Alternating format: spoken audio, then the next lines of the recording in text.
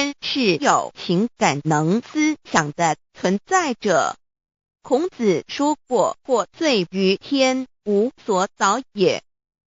所作所为得罪了上天，有违天理，那么祈祷再多也是没有用的。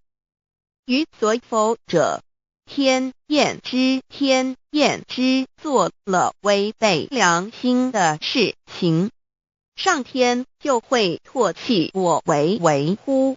为天为大，伟大啊！只有天最高大天。孔子、孟子思想中，天似乎也是能安排一切的主宰。孟子也说过，天将降大任于斯人也，必先苦其心志，劳其筋骨，饿其体肤，空乏其身，行拂乱其所为。